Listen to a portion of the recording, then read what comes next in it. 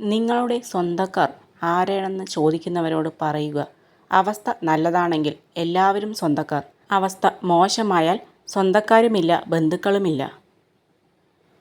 അപ്രതീക്ഷിതമായി ഉണ്ടാകുന്ന നിരാശ ഒരുപക്ഷെ നമ്മുടെ ജീവിതത്തെ ഇരുട്ടിലേക്ക് നയിക്കുന്നതായി തോന്നാം.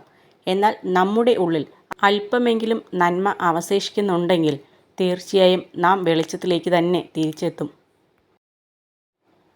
കഴിവതും ആരുമായും കടപ്പാടുകളിൽ ഏർപ്പെടരുത്. ഒരിക്കൽ അതൊക്കെയും നമുക്കെതിരെയുള്ള ആയുധങ്ങളായി മാറും. പിൻവാങ്ങുവാൻ പോലും സാധിക്കാത്ത വിധം അത് നമ്മെ പൂർണ്ണമായും ദുർബലമാക്കും. എല്ലാം അതിൻ്റേതായ സമയത്ത് ഭംഗിയായി നടക്കുന്നതാണ്.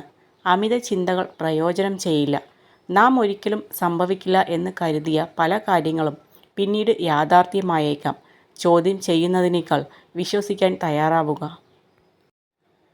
അവസരം, ആവശ്യകത, കഴിവ്, സമയം ഇവ കൂടെയുള്ളപ്പോൾ പ്രവർത്തിക്കുക. ഒരു നിമിഷം പോലും വൈകരുത്. നഷ്ടമായാൽ ഒരിക്കലും തിരിച്ചു കിട്ടില്ല.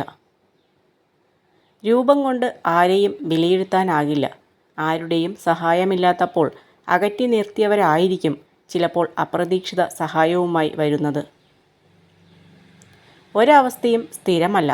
ജീവിതത്തിൽ എല്ലാ വഴികളും അടഞ്ഞെന്ന് വിശ്വസിക്കുമ്പോഴും രക്ഷപ്പെടാൻ ഒരു വഴി നമ്മെ തേടി എത്താതിരിക്കില്ല.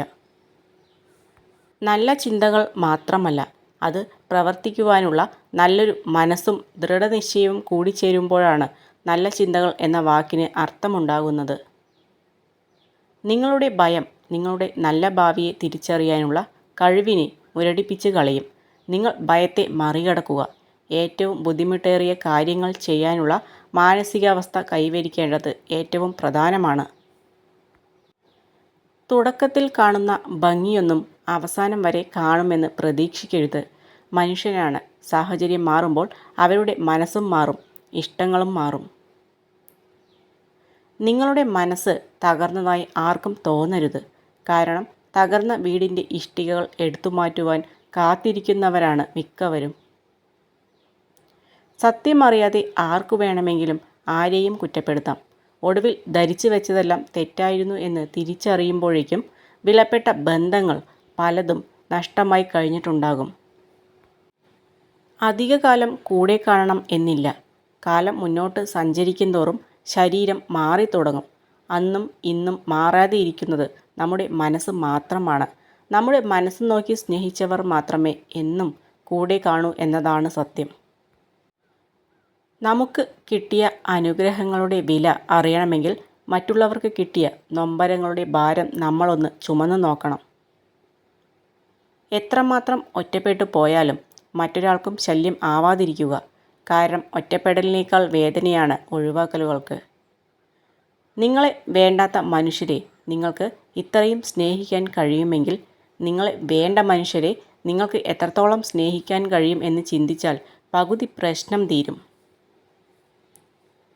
ചിലർക്ക് പകരമായി നമുക്ക് വേറെ ആരെയും കണ്ടെത്താനാവില്ല. അത് സൗഹൃദങ്ങളിൽ ആയാലും ജീവിതത്തിൽ ആയാലും. ഒരാളെയും മറ്റുള്ളവരുടെ മുന്നിൽ വച്ച് തരം താഴ്ത്തി സംസാരിക്കരുത്.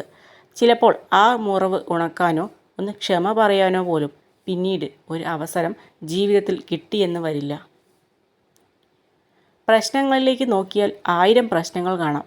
അവസരങ്ങളിലേക്ക് നോക്കിയാൽ 1000 അവസരങ്ങൾ കാണാം. രണ്ടും എന്നും എപ്പോഴും എല്ലായിടത്തുമുണ്ട്. എവിടെ നോക്കണമെന്ന് തീരുമാനിക്കേണ്ടത് നമ്മളാണ്.